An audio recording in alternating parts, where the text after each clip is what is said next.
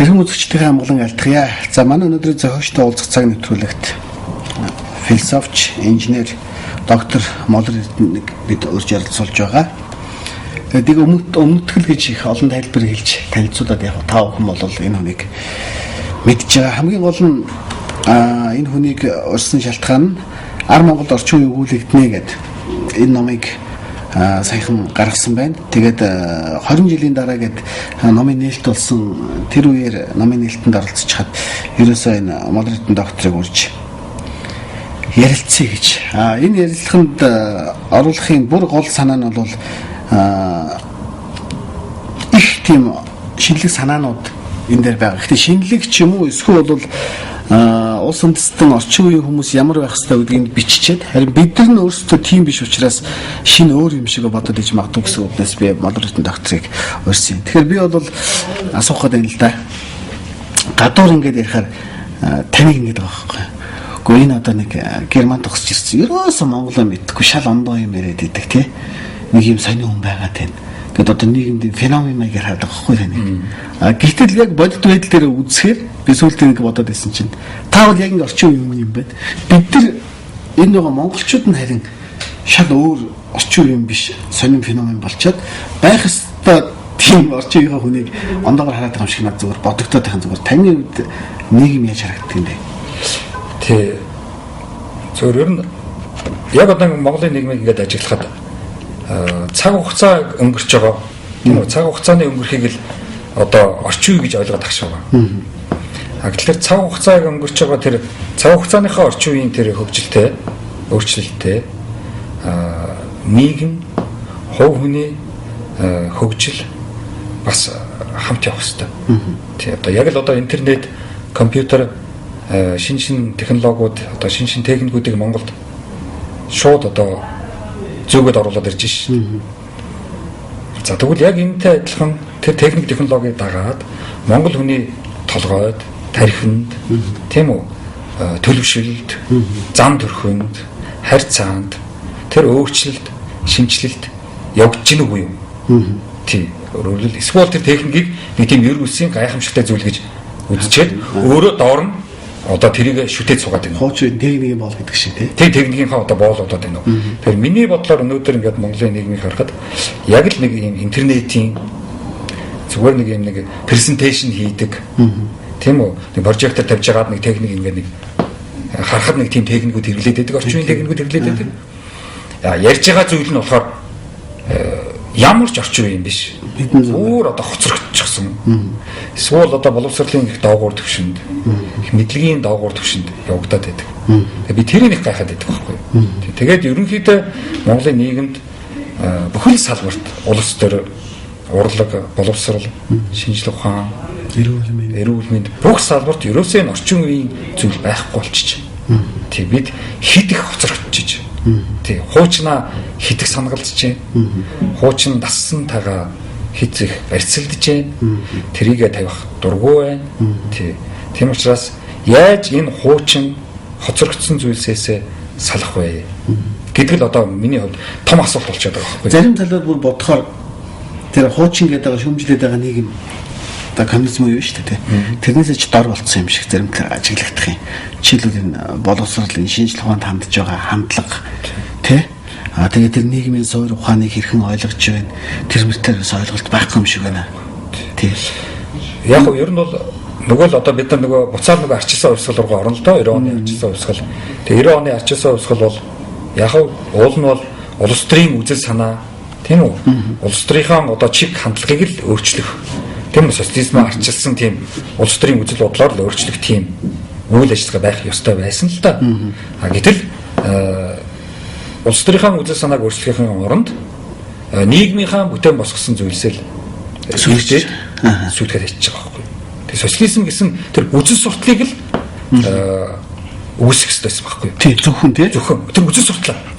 Тэгэхээр социализмынхаа бүтээн босгосныг бүгд 70 жилчээ хүмүүстэйгээ өөртөө юу хийдэг гэж маш их зүйл бүтээсэн байсан. Би одоо хэл ярьдیں۔ Одоо 30 жилийн дотор ердөө 1940-од оноос ихээс ахуулаад нэг 60-ад оны сүүл хүртэлх ийм 30 жилийн дотор Монгол оронд одоо гар урлаас, гар үйлдвэрээс, артел, мануфактур, фабрик, тэгээд дараа нь комбинат. Одоо аж үйлдвэржилт. Үгүй 5 одоо үйлдвэржилтийн алхмыг 30-аад жилийн дотор монголчууд хийцсэн байдаг гэсэн. Хэвээ нөгөө цагаан морьтой догоо мануулж байгаа хүн шиг наацсан байх тий. Тийм их зүйлийг одоо бүтээчээд тэрийг социализм нэрийн дор устгаа хийцсэн. Тэгээд өнөөдөр аж үйлдвэрийн хувьсгал хийгээд байгаа. Тэгвэл бид нар одоо дахиад гар үйлдвэрээс эхлэх хэрэгтэй. Мануфактур, фабрик, комбинат одоо бүгдийг байгуулна. Тийм юм би тий. Дахиад 30 жил хэрэгтэй. Тухайн үед чинь коммунизм үед бас сурхийг төлөвлөлт хийгээд ирсэн юм шиг. Жишээлбэл лам нарын анги ялгуурлах бодлогоор өөрчлөөд том толгой лам нарыг авч бодчаад нөгөө хүрээдсэн ажилгүй бахан лам нар гэдээсэн 600 мянган тэн авсан байсан. Тэднийг артельд оруулаад гар үйлдвэрээр ажилчин болгож бэлдээд за дараа нь тэгээд томсол явцсан. Тэгээд 80-аад онд үндсэндээ манайх бол ажилчин анги одоо ажилчин хүн бэлтжүүлээ шүү дээ. Жишээлбэл гадаад бэлтжүүлээ шүү дээ. Өнөөдөр жишээлбэл аж үйлдвэрийн хувьсгал хийж бодож байгаа хүмүүс юу гэж бодож байгаа гэхээр зүгээр машин техник төхөөрөмж аваад ирэхээр эдгээр ажиллах хуваачт юм гэсэн ганцхан бодоод байна. Гэтэл өнөөдөр манай хамгийн том асуудал юу гэхээр ажилчин хүн байхгүй шүү дээ надад. Ажилчин байхгүй. Тийм. Ажилчин гэдэг бол бүр нийгмийн зарим онолтолоор хамгийн том анги давхар. Тэглээ яг одоо Маркс хэлсэн шүү дээ. Ажилчин хүн бол ажилчин хүн чинь ажилчин хүмүүжил, ажилчин ёс суртахуун. Тийм өөрөөр хэлбэл ажилчин хүний ёс суртахуун гэдэг чинь маш өндөр ёс суртахуун байхгүй юу? Өглөө эрт ажилдаа ирээд, яг цагтаа ирээд, орой яг цагтаа цаг харж агаад сүүлчийн 1 минут зогсоход ажилласаа тардаг. За тэгээд социализм үед бол 3 ээлжээр ажиллаж исэн. 8 цагаар тийм 8 цагаар 3 ээлжээр. Өөрөөр хэлбэл шөнийн цагаар тийм ээ хүмүүс унтж байхад ажилдаа ирж байгаа шүү дээ. Тийм. Өндөрөөс суртахуун байгаа биз? Тийм. Тэг өнөөдөр Монголд хүн бол шөнө унтах хэрэгтэй гэдэгтэй гэдэг. Гэтэл би ажиллах хэрэгтэй гэдээ ажилдаа баяртай ирж шүү дээ. Тэр хүн баярлаад ирж шүү дээ ажил дээр. Тийм. Одоо тэр ажил хөдөлмөрөөс кайф авах гэж ярьж байгаа юм шиг.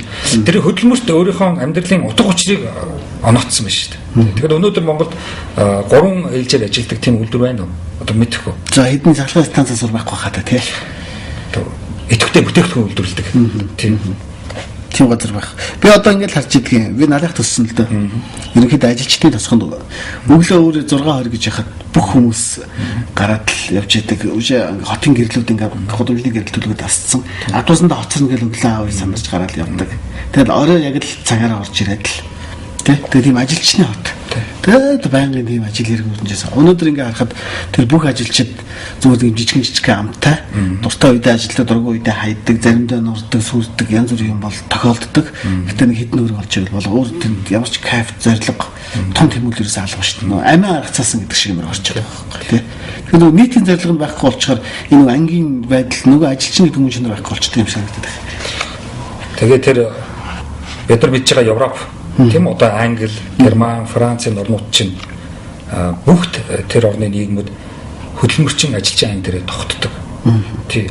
Орчин үеийн дэлхийн хөгжилтэй орнууд бүгд ажилчин анги дээр тогтдог байхгүй юу? Чухал Маркс тэрийг яг ончарсан байна. Маркс тэр гэсэн. Тэр яг бол хөдөлмөр хүнийг бий болгодог, хүнийг бүтээдэг. Хөдөлмөрөөр хүн гэж явдаг байхгүй юу? Тийм хөдөлмөр бол хүн биш гэж хэлж шүү дээ. Тийм байна. Нөгөө англи үгийг бодохдоо бол санамгчийн ажил хийгээд байгаа хүн болцсон гэж бид ойлгоод байдаг бол үгүй тий. Үгүй. Хүн чанар бол хүн.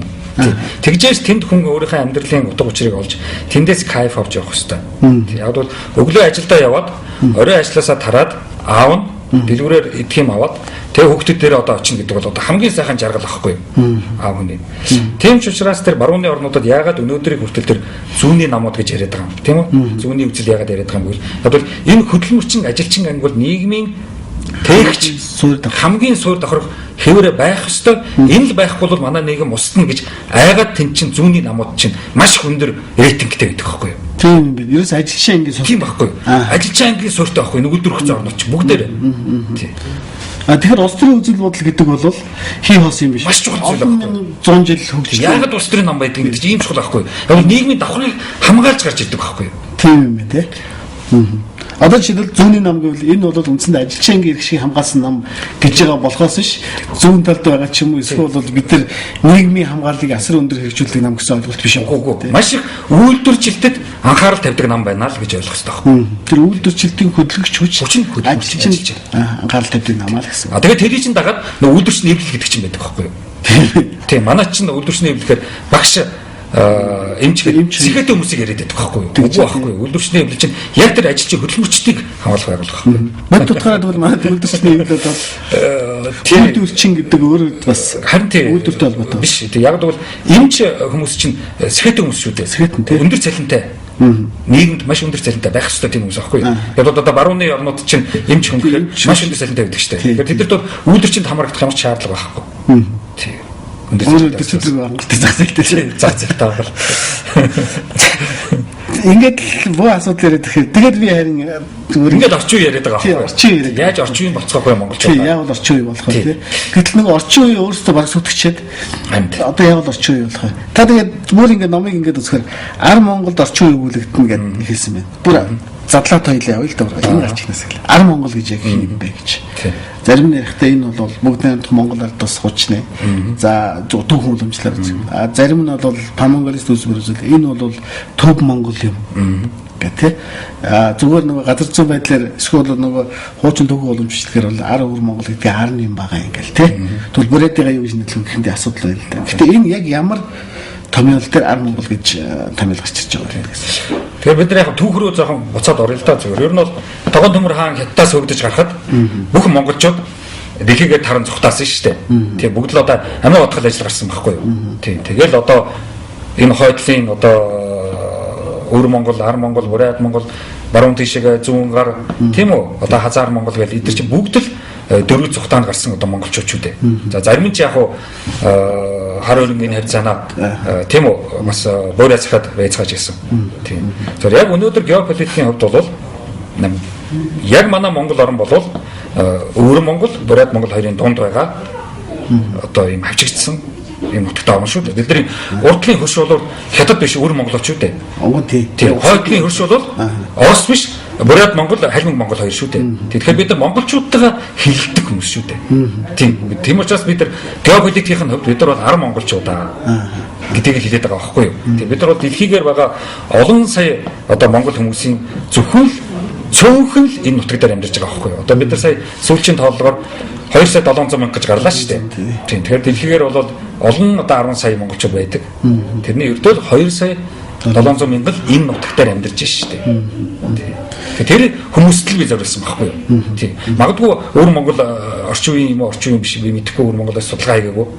За бурайд Монголд би судалгаа хийгээгүй болохоор мэдэхгүй. Зүгээр яг одоо энэ ар Монголоо харахад бол бид нар орчин үеэс дэндүү тасарсан. Энэ бас шалтгаалтай юм лаа. Ягаад орчин үеэс тасарсан шалтгаан бий л дээ.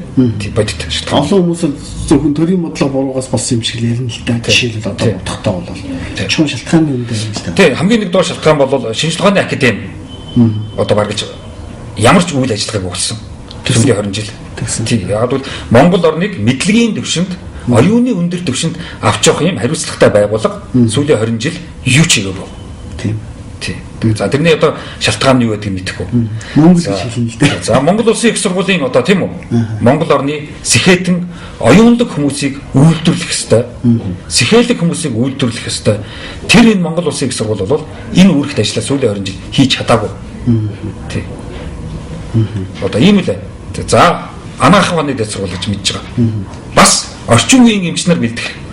Гэсэн одоо өмөртөж дандаа одоо яасан бариач зүү дэвтгэл хүмүүс бэлдсэн шүү дээ. Тийм. Ерөнхийдөө мохор сүсэг тараадаг газар болчиход байгаа шүү дээ. Тэр чинь орчин анагаах ухаан гэдэг. Орчин үеийн анагаах ухаан дандаа мохор сүсэг ярьж шүү дээ. Тийм. Одоо аппаратигээд нөгөө мохор болгоо гэж чинь ямар ч одоо тарин уншаад мохор болгоо гэдгүүлж чадахгүй шүү дээ. Тэр баг мохор болгоо таринаар юм уу цэг дарж идэх гэдэг тань тэгэд шүү дээ. Тэгэж одоо олон хүний амнасыг хөнөөж шүү дээ. За техникийн одоо их сургууль гэж байна. Техникийн их сургууль одоо яасан Монгол орныг аж үйлдвэржүүлэх үүрэгтэй ийм их сургууль. Гол тий. Бидний техникийн их сургууль инженерүүдэд бэлтгэж Монгол орныг аж үйлдвэржүүлсэнгүй шүү дээ. Тэг энд чинь үйлдвэрийн инженерүүд бэлтгэх ёстой шүү дээ. Тэг ёстой. Гэдэл бэлтгэсэнгүй. Тий.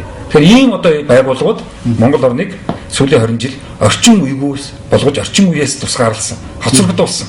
Тий. Энэ байгууллагууд тэр хариуцлага хүлээх ёстой. Тийм байна. Яг л түрүүч шиг юм боллоо л да. Одоо тэгээд буцаага ТМС сэргийгээс эхэлж гин гэдэг бол артелээс эхэлж гин гэсэн. Артелээс эхэлж байгаа. Хамгийн доод шатнасаа дахиад эхэлж байгаа. Тийм. Гом их тэр нөгөө бодит хөрөнгөнөөс илүүтэй асар их зардлыг гаргах шаардлага. Энэ ч мөнгөөр үнэлж болохгүй шүү дээ. Боловсролыг мөнгөөр үнэлж болохгүй. Черхэд бэлдэжсэн гутлын үйлдвэрийн ажилчид 90 оны өсгөлийн дараа юу болсон бэ гэсэн чинь гутал сайн тэнэгээр гутлын наймаач болсон байгаа байхгүй тий. Яг бол гутал мэддэг тэрийг хийдэг хүмүүс учраас тий. Тэгээ энэ үйлчлэгээний салбар ч гэсэн улс орныг тижээгээ явуулдаг юм аа. Заавал аж үйлдвэрч ямар шаардлага юм бэ гэсэн асуудал хэрэгтэй гэдэг тий. Тэгэхээр өөрөөр хэлбэл тэр аж үйлдвэрч төрөө хэллээ шүү дээ. Яг бол нийгэм өөрөө учир утгатай болж байгаа байхгүй юу? Тэр нийгэмд чинь яагаад одоо хүн ер нь амьдрахын утга учир юундаа юм? Аав ээж хүмүүсийн тийм үү? Нийгэмд их би одоо Улаанбаатар хотын нийгэм ирж шүү дээ. Нийгэмд яаж энэ гудамж талбайгаар одоо бахархалтай алхаж явах хэвтэй.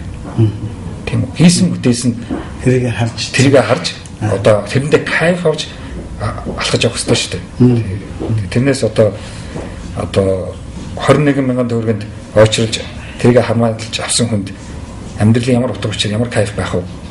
Хүүхдтэй орой очиод юу гэж хэлэх вэ? Аваа энэ мөнгийг та хаанаас авсан гэвэл юу гэж хэлэх вэ? Тий, мэдэх үү? Миний хувьд бол том эмгэнэл. Тий, хүүхдтэй бидэж хэлж чадахгүй. Хэвэн зэнтэй ингэдэг бол өөр асуудал. Тий, хаанаас би энэ мөнгө авах гэсэн.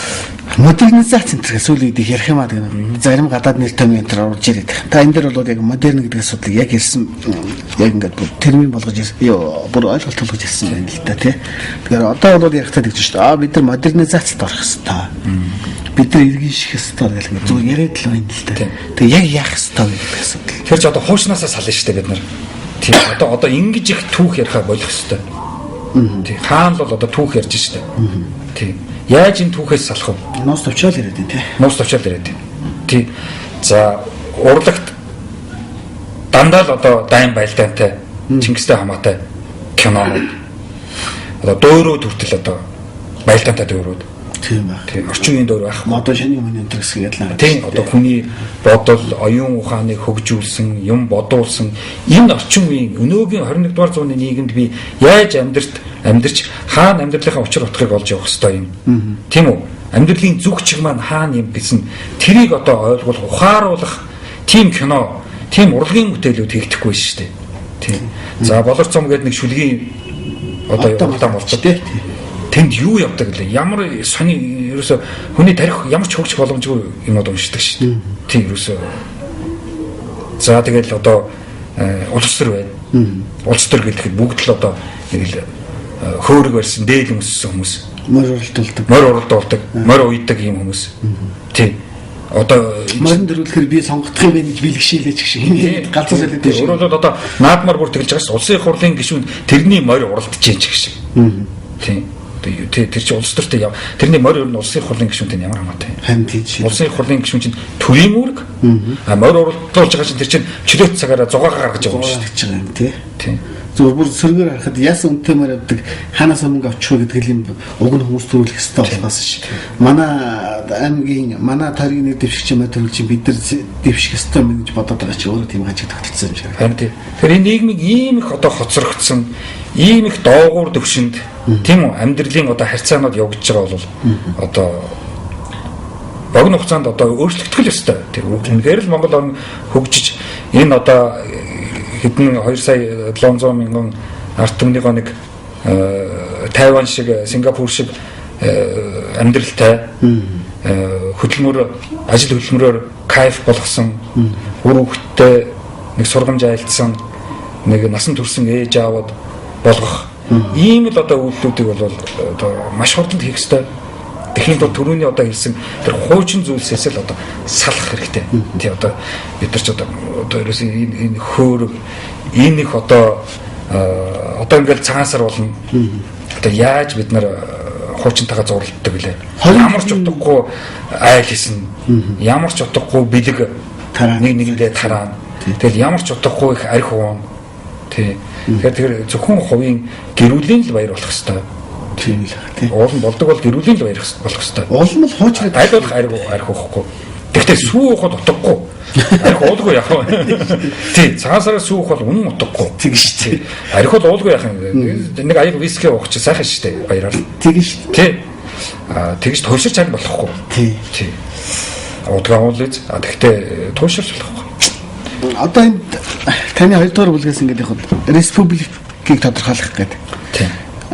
Яг үндсэн улс төрийн ойлголтоор бол республика гэдэг чинь бүгд найрамдах засаглал гэсэн гэсэн л Харин тийм. утгатай ийм улс шүүл гэдгийг л харуулдаг шүү дээ. Ер нь бол тэр бүгд найрамд засаглал гээл республикийг бас л буруу орчуулсан байгаа юм л да. Ер нь бол ер нь ард түмний төлөөлөгчд гэсэн үг юм байл л дээ. Тийм. Тэгэхээр бол альва нэг республик орн байвал тэр орны одоо төрийг барьж байгаа хүмүүс нь ард түмний төлөөлөгч ч юу. Одоо ардчилсан маягтай. Ардчилсан маягтай. Тэгээ өөрөөр хэлбэл одоо ардчилсан юм төр юм аа гэсэн үг. Одоо элбэгдэж ерөнхийлөгч бол Монгол орныг хэрвээ республик гэж хэлэх юм бол тий одоо ард түмний төлөөлөгч байхгүй. Тий. Тий. Ард түмнийхээ хүсэл эрмэлзлийг тэнд илэрхийлж сууж явах хэрэгтэй. Тий. Тий. Нэгэнт одоо манайх бид нар республик гэж зөв орчуулж зөв тайлбарлаагүй учраас Монгол улсын ерөнхийлөгч элбэгдэрч хэнийг төлөвлөж байгааг мэддэхгүй байхгүй. Бороо орчуулдаг ч тийм. Уг нь бол угаасаа бүгдээр засаглалтай улс тийм. Тэгээ хэнийг төлөвлөж байгаа юм? Тэрийг илэрхийлэхгүй шүү дээ. Тийм. Ийм одоо Хуучин Оросынд бол государство гэхээр засаглал нь хамт мад хамаагүй ажилладаг. Республик гэхээр энэ бол бүгдээр засаглалтай улс байна гэсэн ойлголт. Жишээлбэл ер нь юунаас авдаг байлаа шүү дээ тийм. Тэгээ бүгднийх Монгол ард улс гэсэн нэрийг Монгол улс гэж сайсан ч гэсэн яг цаад утгаараа бүгднийх Монгол улс л байгаа юм гэж л хармаар л юм шиг. Харин тий одоо жишээлбэл Япон орн байна. Хаан засагтай. Республик биш шүү дээ. Республик биш. Хаан засагтай. Тэгэхдээ арчилсан парламенттай, арчилсан орн. Тийм ээ. Тийм. Тэгэхээр бас арчилсан гэдэг бас юм. Харин тэгээд арчилсан гэдгээр хааныгаа унгаагаа хайчаагүй шүү дээ. Тийм байна. Арчилсан гэдэг нь улс төрийн үзэл санаанд явж илвэ. Бид нар бол хаант төртөө. Одоо хар харьцаг тэндээ явж шүү дээ. Тийм. Япон хүн бол хаант төртөө байна. Яг бол Япон хүнд өөрт нь хаант төр бол таалагддаг. Япон хүмүүст хаантай байх дуртай Япон хүн. Тийм байна. Яг Европын орнууд хаант дургу. Гэхдээ хаан зөндөл байна. Гэтэл байж гоод зөндөл байна шүү дээ. Гэтэл байна. Тийм. Тэгэхээр энэ яг л одоо түрүүний тэр 90 оны тэр арчилсан уушгал шиг зүгээр л арчилсан гэсэн үзэл санаа ороод ирэхээр төрөө унгаагаа ичдэг. Одоо тэр л дэндүү харамсалтай болсон л доо. Та нар ярьж хахад ер нь жоохон консерватизм нэлээд төрд байх нь өөрийн улсаар хэрэгтэй юм шиг байна гэж. Манайх бол за яг бүр шарын шашныг муугаар цайнаас бодлоо гэсэн асар том соёл иргэншил бас нэг орчин үеийн дэлхийр уусна гэгэрлийн үе байлаа шүү дээ. Бүх сүмэдтэй наа чаян гутлаа. Коммунизмыг наалаа. За яг түрүүн бид ярьлаа. Яг ингээд ажилчаа бүх юм үүсгээд яг нэг юм эдийн засгийн тогтолцоо бий болоод ингээд яг үзэл бодол үзэл санаа бий болох хөрс өрн болж байна. Энэ буруу юм байна гэдэг социализмтэй бүгдээр ингээд нураачаад одоо арчилсан гэдэг хийргээд байгаа юм шиг бодох юм тий. Консерватизм гэдэг чинь аливаа шинжлэлт өөрчлөлтийг огцом хийхгүй шүү л гэж байгаа байхгүй юу? Тэрнээс өөрчлөхгүй гэсэн үг бол биш. Биш, огцом хийхгүй шүү. Дис дараатай. Айжмаар хийн шүү. Айжмаар хийн шүү. Яруу хүмүүс чинь нөгөө дуулаач яруулаад шүү дээ. Бодлоо гэдэг. Тий. Тэнгуул байжаа хүлээж ихээр чи консерватизм, чи консерватив аюулгүйс гэдэг ингээд хэлж байгаа шүү дээ. Тий. Улс төрчүүд улс төрд. Тий. Тэрээс өөр салбарт бол өөрөлдөө өөрөөр төрд. Альва нэг төр асуудал ирж байна. Монгол хүний тийм үү? Одоо сэтгэл, бодол, оюуны тэр чадварт бол энэ арчил гэдэг чинь одоохондоо таарахгүй. Жохон хүлээ идэх үү? Жохон гэж болох байсан байхгүй юу? Тий, өөрөөр хятад тэгээд ш. Шууд барууны тэр нөгөө нэг чөлөөт зах зээл либертар үзлэг орж ирнэ гингууд. Хятад хүнд одоохондоо таарахгүй. Наад ч их гоё юм байна, сайхан юм байна. Гэтэ жоох азны удаан явуулъя. Алгуур орё. Тийм учраас одоо 90-ад оны үед бол хятад бол одоо арчилсан хувьсгал энэ төр гэж тийм одоо хөнгөмсөх юм хийсэнгүй шүү. Тэгсэн байна. Тянамины бол бүжээр дараал. Яг бол хятадхан одоохондоо болоогүй гэж хэлж шүү. Тэр яарвал энэ өнгөрсөн сүтгч болцсохгүй юм байна. Тэгээ шүү дээ. Бүтээснээ нургаа ичсэн. Яг л тэгэх гэдсэн байхгүй юу? Нураах гэдсэн байхгүй бүтээснэгээ. Тэгэхээр нураалгаж болохгүй. Нураалгаж болохгүй. Тэг алгуурах юм. Тэр материаллык зүйлсээ нурааж болохгүй байхгүй юу? Яг арчилал социализм, либертар энэ гэсэн тэр абстракт зүйлс байж шүү дээ. Зөвхөн оюуны абстракт. Тий. Гараар барьж барих боломжгүй. Зөвхөн цаасан дээр бичээстэй байдаг. Тий. Тэр зүйлүүдийг одоо материаллык зүйлтэйгээ тэгж хамаагүй нэг төвшөнд нэг жилүүрээр хэмжиж болохгүй байхгүй. Гэхдээ хичнээн хий хоосон ч гэсэн энэ материалын зүйл бол хангалттай сүт хүчин чадалтай. Тэр л байх юм. Тийм л дээ. Бид өөрсдөө жишээ олж байгаа тийм. Одоо ингээл улс төрийн үзэл санааны эдрийг яаж ойлгож байгааг харахаар их сони юм аа. Консерватизм гингууд энэ бол барууны үзэл доторх консерватизм гэж байдаг, социализм гэж байдаг, либерал гэж байдаг гэдэг таслаа хийж байгаа байхгүй тийм. Гэтэл тэр коммунизм үед бий болсон үнэт зүйлийг хадгалах тэр үнэт зүйл дээр дараагийн нэг байгууллах нь өөрөө консерватизм байсан бол жишээлбэл энэ бол маш мундаг үзэл санаа байна гэж жишээлбэл Монгол Орд төвсгалт нам авах хэрэгтэй байж л дээ. Одоо Монгол Орд нам тий. Гэтэл үгүй бид нар юу лээ нэг дундад үзэлч бий хүлээ. Нагарч байна гэдэг бүр дэндүү туушраа явцсан л та. Тэгээ бид нар бол социал демократ нам болчихж байгаа. Яг бол барууны нийгэмд юу яаж байгаа гэж хэлсэн мөртлөөс уг нь бол консерватизм дээр сууж явах хэрэгтэй гэдэг. Ерөөсөө консерватизмаар бариад л тэгэл тэр нөгөө нэг Монгол тэр нийгмийн Монгол хүмүүсийн аж амьдралын тэр онцлогт тохирсон улс төрийн системээ бид нар одоо алдахгүй. Тийм шилжилттэй 50 замаар шилжилттэй 50 замаар хийн. Гээл арчлынхныг одоо шүүмжлээд сууж явах хэрэгтэйсэн байхгүй. Та нар дэндүү яарч байна. Жохон хүлээзэн үе шаттай хийя. Гэхдээ өөрчлөё. Бид нар наадах чи хүлээж зөвшөөрч байна. Тийм бид нар бол бас тийм одоо хөгжлөөс одоо ухарсан хүмүүс биш. Тэгэхдээ яарч болохгүй. Дистратаа хий. Хаанаас эхлэх вэ? Тийм үү? Тэгээ одоо жишээлбэл нийгэм яг л ажиллаа хийгээд явна шүү. Нийгмийн амьдралд хувь хүмүүсийн амьдралд өөрчлөлт орж болохгүй шүү огцом. Гэдгийг л баталгаажуулах хэрэгтэй байсан. Их онгож болохгүй шүү. Парламентод өөрчлөе. Үндсэн хуулиудаа өөрчлөе. Яг уу тэр засгийн газрын ордон дотор бол маш их зүйл бүгдээр хийцгээе. Тэгээ. Гэсэн тийм л одоо улс төрийн алсын хараатай миний одоо нөгөө хэлээл байгаа төрийн хар хайрцаг гэсэн тийм одоо алсын хараатай бодлого явагдсан бол бид нар өнөөдөр нэлээд урагшилтсан байх хэрэгтэй байсан байхгүй. Төрийн хар хайрцагны бодлого гэхээр манайх тагнуул цэргийн хэрэгшгэл нэг төр хэмжээнд л ер нь ойлгох шиг байна шүү тий. Энэ эдийн засгийн бодлого тэр дамаа нийгмийн бодлого бүр соёл ийм уламжлалын бодлого хүртэл тэрэн дотор явах хэрэгтэй гэсэн нэг ойлгохгүй. Тэгвэл нууц нэг мундаг мэрэгэн ухааныг л төрийн хар хайрцагны бодлого гэж ойлгосон. Тийм нэг хар санаа агуулсан юм байна. Тий. Зүгээр яг хар хайрцаг гэдэг чинь өөрөө тийм нэг тогтсон тийм нэр болцсон. Зүгээр цаанаа бол ерөнхийдөө үндсэн хууль явж байгаа шүү дээ. Үндсэн хуулийг л дуртай цагтаа нийгэм хүмүүст одоо ашиггүйгээр тэдний эсрэг л өөрчлөлт ашиг болохгүй шүү гэсэн юм явж байгаа шүү дээ. Тэр уламжлал явж байна шүү. Тэр уламжлал бол олон нөгөө санаа. Нэг хятад одоо күнзээ онл гэдэг байгаа шүү. За хоёрдугаар хар хайрцагны бодлого гэж миний тэр хэлээд байгаа тэр хар хайрцагны бодлого дотор бол юу хэлээд байгааг үл. Ерөөсөө альва нэг үндэстэн өөрөөснөө тогтож үлдэхийн тулд цаашид олон зуун жил, олон мянган жил одоо оршин байхын тулд бусад үндэстнүүдийг ашиглаж чаддаг байх хэрэгтэй байхгүй юу? Тийм. Тэр голсноо тэр төсөөр явж байгаа байхгүй юу? Өөрөөр хэл өнөөдөр монголчууд бид бусад үндэстнүүдийг ашиглая. Ашиглаад өөрснөө урагшаа хөгжиж гэж байгаа байхгүй юу? Урт наслын удаан жаа. Урт наслж удаан шээ. Нөгөө цэнгийн мандатаа хөрье гэдэг л үү? Жишээлбэл монголчууд бид хятадуудыг ашиглая л да. Харин тий. Сайхан ашиглаад тэгээд өөрснөө хөгжих хэрэгтэй. Орсуудыг ашиглая л да. Ашиглах хэрэгтэй шүү дээ. Хоёр том хөршөө. Хоёулаа их мөнгөтэй. Маш их одоо нөөцтэй ийм хоёр том орн байхад бид нар энэ хоёрыг ашиглах хэрэгтэй. Хар хайрцагны бодлого гэдэг байгаа. Ер нь бүх том гүрнүүдийн тийм л байна л да. Ашиглах. Тий.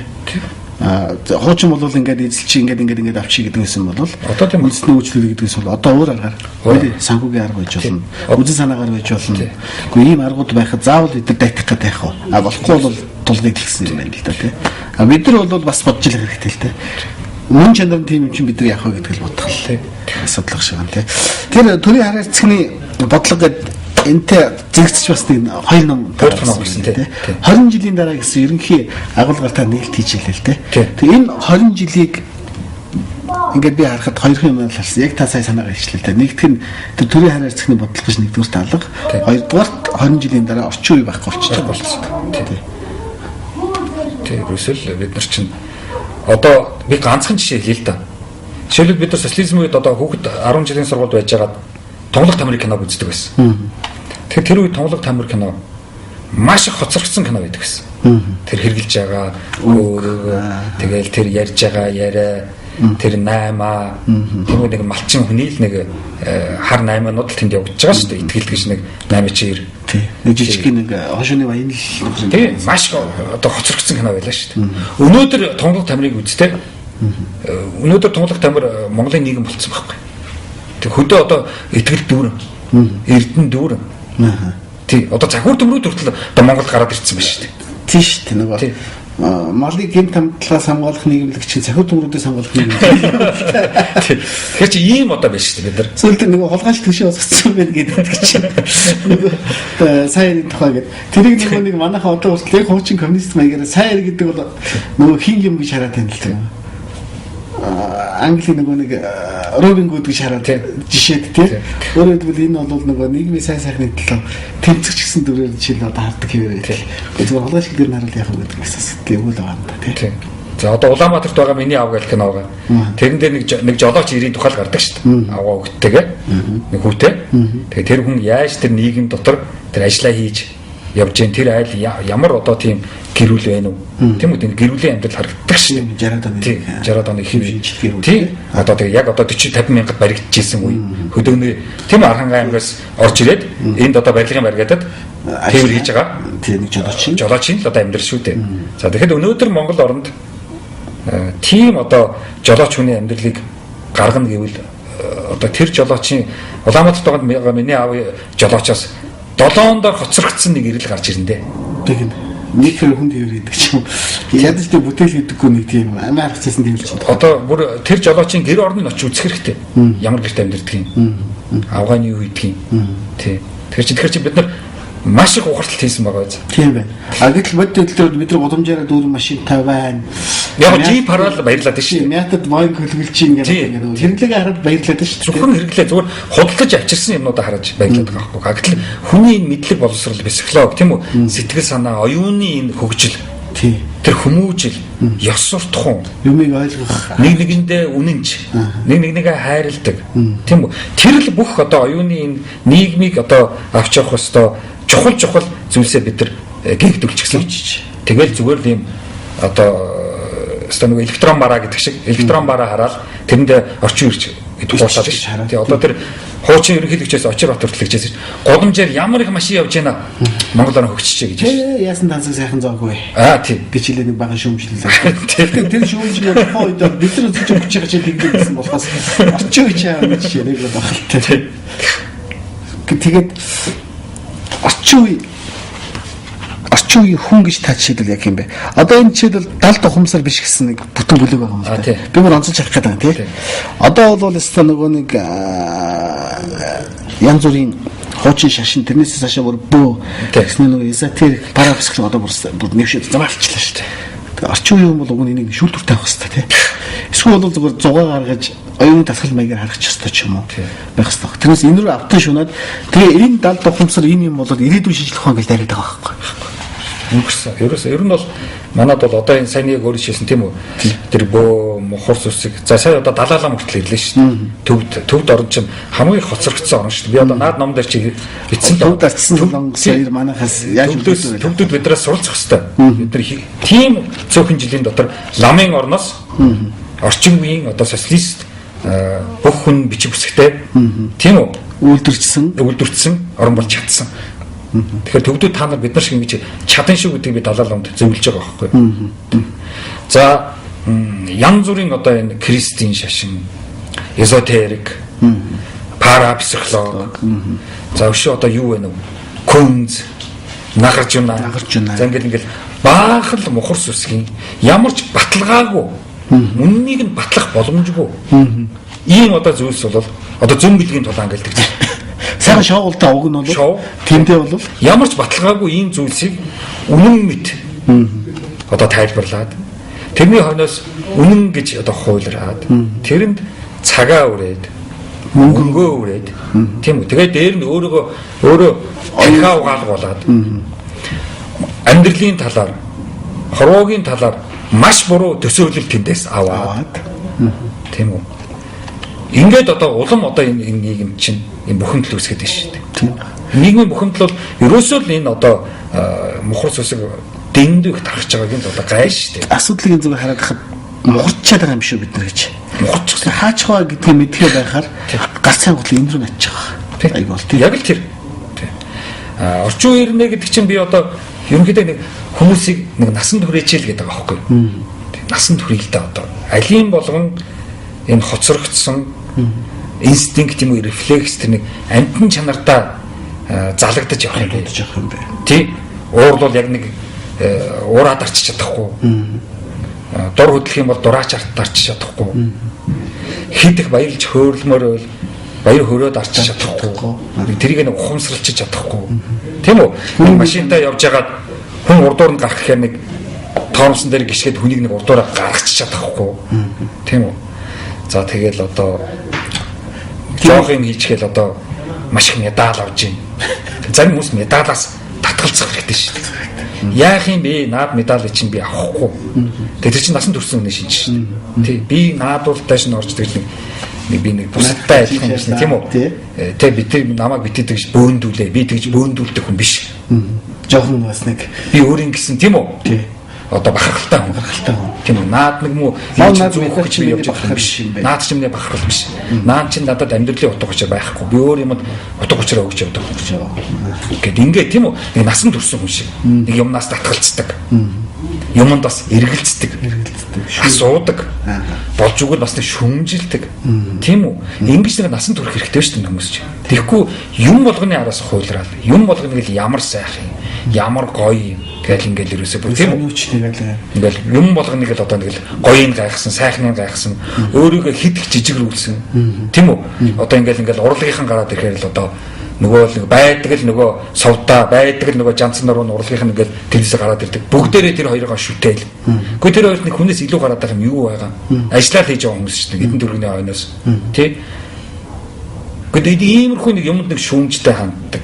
Нэг юмыг нэг бодитоор хардаг. Ингэж л одоо насанд хүрээчээл гэж уриалсан л ном шүү дээ наад ном чинь. Орчин үеийн хүн гэдэг чинь ийм л хүн байна шүү. Тэрнээс юм болгоны араас битгий хуйлар. Дэмий юмд битгий мөнгөө зар. Гэсэн л үг шүү дээ. Саян гэгэрэл гэдэг нэхэр одоо ингээд сүулдэ мохордол руу ороод ирэхээр нэг юм хүсэж эхэлдэг юм шиг байна. Гэхдээ хүчээр ч энэс гаргаасаа ямар хамт хохирол үтсэн хамаагүй бид нар гэх. Өмнөгөө буцаад орно гэдэг чинь өөрөө бас ахаад маш эвгүй байдал руу орох нь. Одоо жишээ зарим хүмүүс яриад нэлээд төвтэй томоохон шийтгэл энэ төр ихэд хүмүүс амьдрал өөрчлөхөөс их дөрвөлдөө ихтэй банк өөрчлөгч байгаа юм чи буцаж өөрчлөгч байгаа. Өөргөшөө сух татаад хамаагүй тэр Монголд орчин үеийн иргэншлиг нэг хэсгийг тулглаа штэ.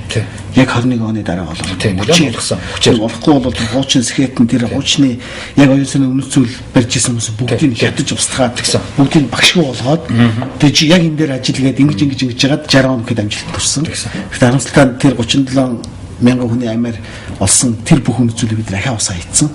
Одоо тэр нөгөөдөг чи орж ирж магадгүй яг туршлага бий. Дахиад ингэж чирээдэг өсөйгээ бодоод эхэллээ. Аяр болчих юмсан. Тий. Мэдээж тэгнэ л дээ. Одоо яг соён гэгээр л гэдгээр зүгээр соён гэгээр хүчээр тий харин хүчээр ер нь альва нэг зүйлийг яг хүч гэдэгтэй болно биш л дээ бас. Жохон ч гэсэн албадлагын байна л та.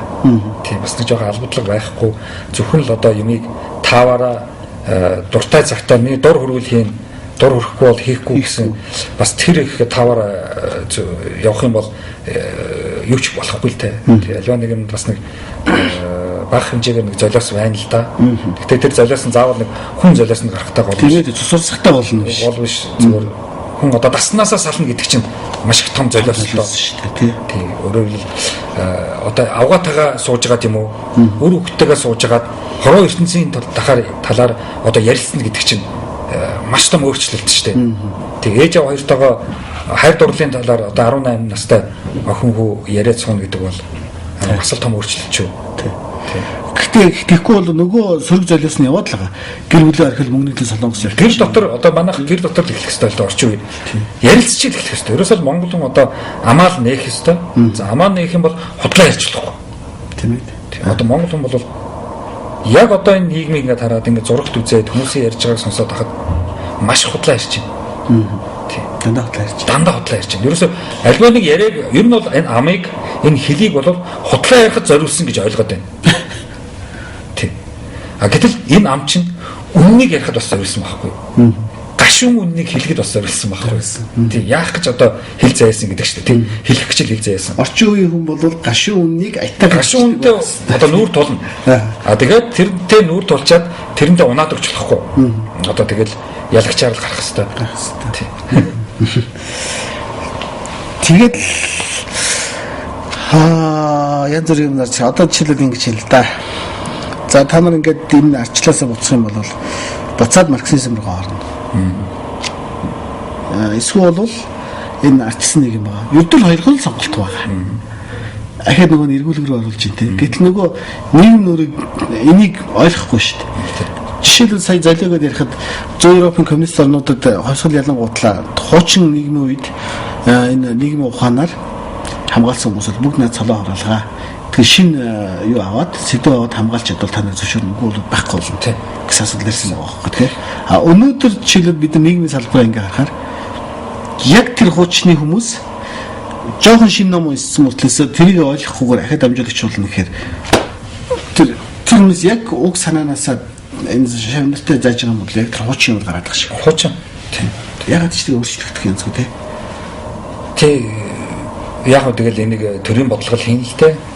Тэг гэтэл өнөөдөр төрийн бодлогыг хийгээд жишээлбэл золио үйлчлэл саяных тэрэлтэй тэр бүх ажлыг нь байхгүй болгонд мэдээж асар олон хүний ажлыг байхгүй болгож байна. Гэхдээ нийгэм нөгөөх нь шинэ хаалганыг салхивчулж ивэл одоо яг хөвдөл гэсэн л үг л дээ.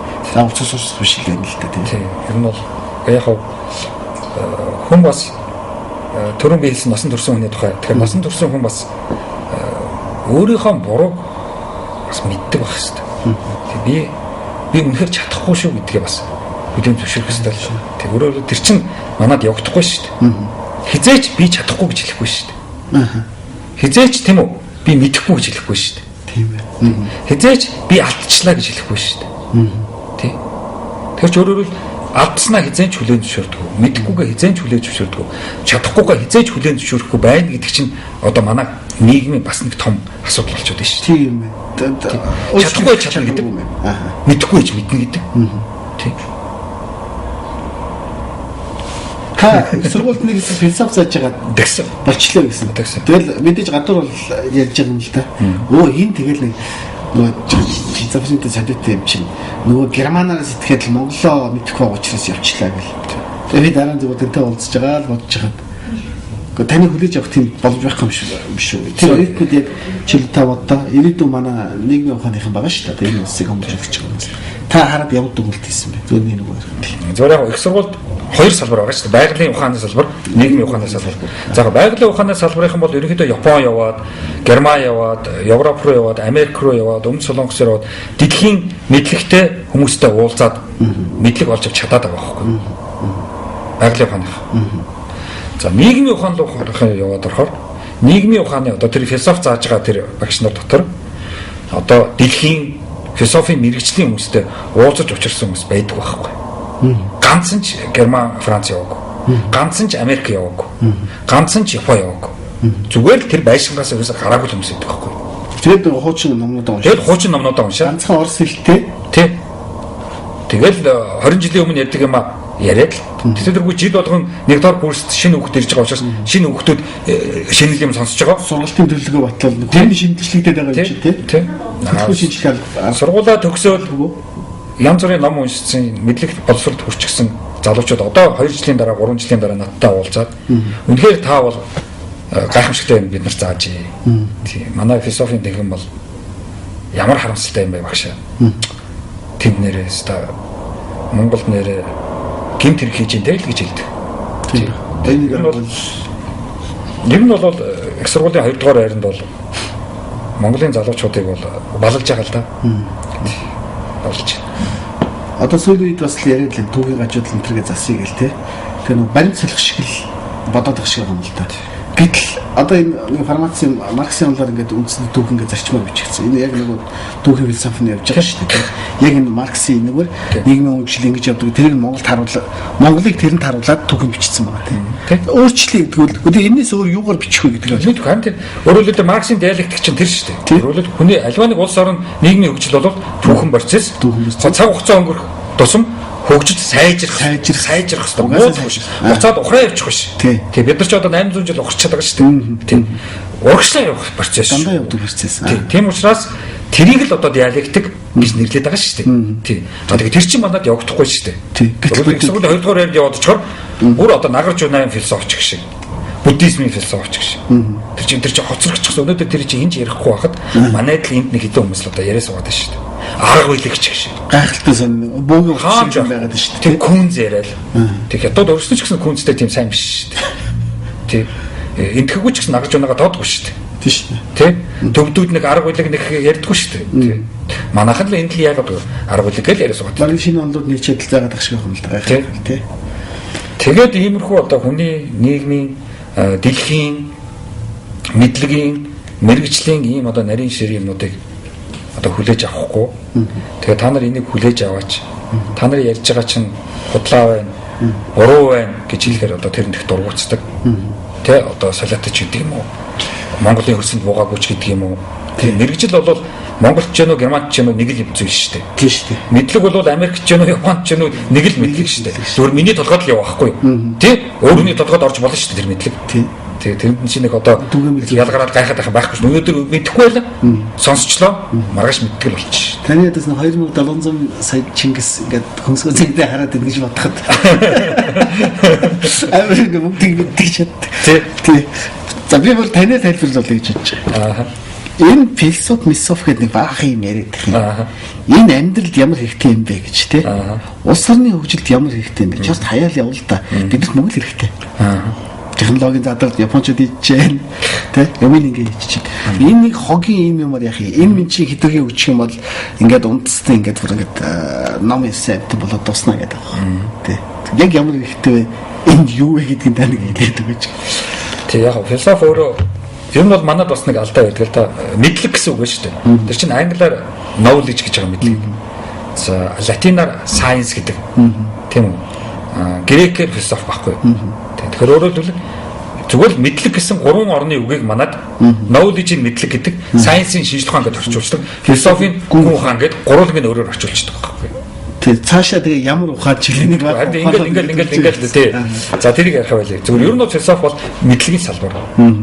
Тэгэхдээ физик, математик, хими энтертэй адилхан байгалийн салбарын мэдлэг биш. Өөр мэдлэгийг мэдхийг хүсдэг байхгүй юу? Тэр нь жишээлбэл сайн гэж юу юм? Сайхан гэж юу юм? Үнэн гэж юу юм? Зөв гэж юу юм? Шудраг бас гэж юу юм? Сайн төр гэж юу юм гэж дандаа ийм сонирхолтой асуултуудыг мэдэх гэж асуудаг ийм салбар байхгүй юу? Тэгээ эн чинь нөгөө хүний нийгэмд тийм ч сайхан асуултууд биш байхгүй юу? Яг жинхэнээр харуул тий. Өөрөлдөл яг бол зарим хүмүүс энийг сайн гин, энийг муу гин, зарим хүмүүс энийг сайхан гин, энийг муухай гин. Тийм үү? За үнэн худлаа гэл ингээд. Тэгэхээр тэрэнд хариулт олох гэж асууж тэр тухай ном бичиж сууж ийн гэдэг чинь л одоо энэ философч хүний л одоо амьдрал мэрэгжил байхгүй юу? Философч гэдэг бол Платон, Аристотель шиг хүний хэлдэг юм аа, Гегель шиг хүний хэлдэг юм аа, Кант шиг хүний хэлдэг юм аа. Юу философч гэдэг нь ч үзлээ шүү дээ. Тий. Яг нь тэд нар хэлдэг. Гэхдээ тэр ухаан үедээ ажиллаж байсан хүмүүс тий бид нар өнөөдөр би Монголда бас яг тэдэртэй адилхан философигээ сууж ялгаа нь юу байгаа тий яг тэр хүмүүс тухайн үедээ Германыхаа нийгмийг асуугаад германуудаа зориулж ном бичижсэн грекүүд грекийнхаа нийгмийг асуугаад ном бичижсэн Францын Декарт Францынхаа нийгмийг асуугаад ном бичижсэн би энд Монголынхаа нийгмийг хараад шүүмжилтээнүүдээр хараад хэлэх газараа хэлээл тийм үү үннийг бас нуух дургу гарах дуртай. Үнэн мэдээж гашуун. Тэгэхдээ улс орон ард түмнээ одоо сайн сайхан замд авч явахыг уриалахын тулд одоо зарим зүйлсийг хэлэх ёстой. Хэлэх болно. Тийм. Энд глобалчлаас локалчл руу гэдэг. Одоо сүүлийн дахиад энэ глобал энэ төр манайхан их ярьдаг болсон. Тэгээд даяаршил ба дангааршил энэ гэсэн томьёолоор орж ирэл тэгэл өвгнүүдийг ингээд монголчлог бас их дуртай байна. Манай Монголыг чинь 2 сая өвгтэй баялаг сайхан хэд юу гэж оноогоод нэрлэлцдэг мэддэг. Монголд ер нь нэг 2-3 мянган л өвгтэй мэлээ. Үнс өвгтэй. Тэгээд тэрийг баяжуулаад явуулдаг. Тийм үү? Одоо байгууламж гэж явуулдаг. Тэ? Тэгэхээр жоох олон болчдөг. Тэрнээс үндсэн бол нэг 2-3 мянган дагуулж залах шинэ хүмүүсээс дагуур зархаа шинэ хүмүүс явуулдаг. Тийм. Одоо нэвтрүүлэх гэж байгаа л нэвтрүүлэг болчих шүү дээ. Тийм. Гэхдээ шалган нэвтрүүлэхээ шал өөр утгатай явж ирлээ. Тэгээ нэвтрүүлэмж болж болно. Тийм ээ? Нэвтрүүлэгц болж болно. Тийм. Өөрөөр хэлбэл нэр томьёоны хувьд тэр орчуулах бол уул нэгэнд гаднаас орж ирж байгаа гадаадын үгийг бол орчуулах хэрэггүй байгаа юм л да. Тэгээ зарим ер нь оюуны салбарын үгнүүд одоо жишээлбэл микрофоныг бол микрофоноор байвал зүгээр л дээ. Тэгтээ яг одоо ярих ч гэдэг юм уу юу гэдэг нь орчуулж байгаа юм мэдэхгүй. Эхлээд өөр монгол шиг болоод эхлэв. Тий бас одоо жишээлбэл компьютерийн чинь цахилгаан тарих гэж байгаа шүү дээ. Захим тарих гэж байгаа. Тэгэхээр нэг л болохгүй байгаа байхгүй юу? Тэгэхээр компьютераар л явах хэрэгтэй. Нэг нь л олон улсад тэгж хэрэгж байгаа. Одоо физикийг бид нар орчуулад дими, математикийг орчуулад дими. Тэрнтэй адилхан би философиг орчуулахаас аягүй дургу байхгүй. Тэргүй философоор л байвал боломжтой байгаа юм л да. Тэгэхээр орчуулах бол биднийг хөгжлөөс ухраач болохгүй дээ орчуулж хагаад. Тэгэхээр чинь орчуулж чаар чинь хуучин нөгөө байдаг л нэг нөгөө юм байна гэж ойлгочих гээд байдаг байхгүй хүмүүс. Бас тийм байдлаар хэлж магадгүй. Тийм. Гадаад нэрээрээ үл шин юм байна гэдэг нэрээрээ явуул их зүгээр байхгүй. Тийм. Та ингэсэн байна л да. Өнөөдөр улсаар диалектик материализм дутагтаад байна. Уг нь чинь энэ муу диалектик материализм гэнэ маячээс тохиолдож байна. Одоо яг манай нийгэмд яг диалектик материализм явах болчиход байгаа байхгүй юу? Тэр үед бол зөвхөн номон дээр байсан байхгүй юу? Тэгээ зөвхөн их сургуулийн нэг заалан дотор л ярьж ирсэн байхгүй юу? Оросд ингэж ийм ном бичсэн байна. Оросууд одоо диалектик материализм гэж одоо онол гаргасан байна. Марксийн онолыг одоо ярилцж байна тэнд, хөгжүүлж байна. Тэгээд тэрийг зөвхөн ярьж ирсэн байхгүй юу манай? Одоо эн чинь яг манай амьдрал нийгэмд явагдах хэрэгтэй байхгүй юу? Эн чинь зөвхөн нэг номон дээр бичигддэг зүйлс биш байхгүй юу? Нийгэмд бодит явагдаад бид нарт их харагдах хэрэгтэй байхгүй юу? Тэр яг тэр диалектик материализмыг ингээ нүдээр харах хэрэгтэй байхгүй юу? Энд яг диалектик материализм явагдаж байна. Өнөөдөр хүртэл нэг ч диалектик материализм гэж юу гэхээр ойлгох шүү дээ. Харин яг юу хэлээд байгаа юм. Хөгжлийн нөгөө диалект хөлөхээр юу хэлээд байгаа юм. Тэ? Ойлгохгүй байгаа дээ. Гэхдээ энийг бүгд мэдчих албатай юу гэж та боддог. Гэхдээ яг заавал албатай биш л дээ. Зүгээр жирийн иргэн хүн болвол заавал одоо юм онлын ийм төвшний юмыг мэдэх шаардлага байна. Мэтгэлцээл шаардлага байна. Тийм, ерөнхийдөө нэг сонсоод тэгээд өөрийн нэг санаатаар болчих хэрэгтэй л дээ. Нэг тийм байна л. Гэхдээ би сайн мэдэхгүй. Гэхдээ миний ойлгосноор бол нэг ийм юм байна л гэдээ явж байгаа тэгэл болоо л доо. Заавал их нарийн мэдэх шаардлагагүй. Хамгийн сүүлд чи юу ингээ хар ингэж юм л да. Түүхийн төгсгөл гэд хамгийн сүүлд нээшин түүхийн боломж гэсэн юугаар дуусгасан байна тий. Түүхийн төгсгөл гэдэг. Энэ бас л нэлээд танил бас нэр том тий. Фукуяма хэрэглээд за түүхийн төгсгөл буюу сүүлчийн хүн. Одоо ингээд бүх дэлхий нөгөө байн басаар бүх дэлхий коммунизм болж ганцхан нарыг хэврүүлдэг гэдэг шиг бүх дэлхий ийм либерал нийгэм болоод ингээд цаашаа нэг хөгжлийн шат туслаа гэсэн чинь харин нэг л биш болчихлоо. Яг тэр юм бол Францис Фукуяма гэдэг над Америкийн нөхөрчин болоод нэг философч шүү дээ. Зүгээр яг философийн ном уншдаг бас философи дуртай хүн л дээ. Улс төр судлаач. Тэгээд тэр түүхийн төгсгөл гэдгээр Германы философч Хегелийн үгийг хэлсэн юм байна. Хегел бол 200 гад жилийн өмнө бол ер нь бол түүх төгсчлөө гэж хэлсэн байхгүй. Тэгээ яагаад тэгж хэлсэн юм бэхээр ерөөсө хүн төрөлхтний түүх бол мэдлэгийн түүх, хөгжлийн түүх. За бид нар явсаар гад бүх зүйлийг мэддэг болчихлоо. Одоо бидэрт мэдээ гэсэн сонин гайхамшигтай тийм зүйл байхгүй болчихлоо. Бүгдийг мэдчихлээ. Шийдлэн оргилдоо хүрчлээ. Оргилдоо хүрчлээ. Тэгэхээр түүх төгсөө гэж хэлсэн байхгүй. Тэрийг Фукуяма Америк залтай 90 онд нөгөө юуг социализм сурмагд ерөнхийдөө нураад яг л зөв толгойд усад нурсан шүү дээ. Бусд нь бол яг дагаад л системдээ өөрчлөлт оруулсан шүү дээ. Тийм зөв толгойд ус нураад Орос улсан шүү дээ. Тэрийг гарчаад их овжин хэлсэн л дээ. Түүх төгсчлөө гэж. Тийм. За өнөөдөр судлаачид бол Фукуямаг шимжиж байгаа л да. Түүх төгсөөгүй. Тийм чигээр Аравын орнуудад түүх ерөөсөө ч төгсөөгүй байна гэж хэлсэн байхгүй. Одоо сая харлаа ш. Аравын орнуудад түүх төгсөөгүй нь харлаа ш. Жинхэнэ өрнөж штэ тий. Жинхэнэ өрнөж штэ. 90 оноос хойш 10 жилийн дараа, 12 жилийн дараа Аравд одоо хувьсгад эд өрнөж ш. Жинхэнэ том өрнөж. Юу түүхийн төгсгөл? Түүхтэнд өргөлжилж байна. Хэрвээ хандлагын иргэжлийн ондор гэх юм бол тэр лалын ертөнц бол одоо жинхэнэ яаж штэ. Бужигч тий. Бужигч штэ. Тий. Түүх материализм хамгийн сүүлдээ тусгасан байна л да. Түүх материализм бидэнд ямар хэрэгтэй вэ? Тэгээ түүхэн материализм биднэрт яагаад хэрэгтэй вэ гэвэл бид нар маш Чингис хааныг ярьж байна. Энэ бол хүмүүс ингээд уулзахад Чингис хаан хэлэхтэй. Би ингээд юм ярьж штэ. Тэр бол Чингис хаан хэлэхтэй тэгжсэн гэдэг жаа байхгүй. Гэтэл үнэхээр 800 жилийн өмнө тэр хүн яг юу гэж хэлснийг хажууд нь сонсч ирсэн байхгүй шүү дээ. Гэхдээ ер нь тэгж singlээд асууж байхгүй шүү дээ. Байхгүй. Тэгэхээр яагаад ингэж их тийм нэг түүхийг үнэн чимшиг түүх гэж байдаг ч юм шиг. Ингээ тийм үү? Яриад байгаа. Тийм. Өөрөөр бид нар хоцрогдсон юм бол хойно хоцорцсон. Одоо өнгөрсөн хугацаа дахиж хизээч ирэхгүй. Тийм үү? Өнгөрсөн юмыг яагаад өнөөдөр авчрах гэдэг юм. Тийм үү? Одоо ингээл бид нар маш их одоо морин хуурч гэдэг юм уу? Нэг тийм хэрэгтэй биш хүчний юм. Нэг хэрэгтэй биш зүйлсийг л ингээл хуучин хоцрогдчихсон зүйлсээ бид нар одоо ингээл амьдралынхаа одоо учир утга болохгүй. Бараг чи тэрийг одоо дагаж тэрүүгээр амьдралаа тодорхойлохгүй. Тэгээд байгаа байхгүй. Сүүлдээ модулж гал гарах толгойлч. Одоо гэрт орохгүй. Гэр бол яг сонирхолтой би цусны дээр нэг гэр барьсан л да. Тэгэхээр тэр чинь зүгээр 100 яг Монгол хүн гэдгээрээ л барьсан болохоос тийм би амьдрах ямарч боломж одоо хэцүү шүү дээ. Үйл интернет хэцүү шүү дээ. Халаалт, халуус, хөдөөс гэх мэтлэн одоо маш хэцүү биш үү? Гэтэл монголчууд бол одоо магтаад байна шүү дээ. Тэгээ нэг тэ магтаад байх зүйл биш зүгээр яг санагалзаж болно. Энэ бол музейд л тавигдах ёстой зүйлтэй Монгол гэр болол.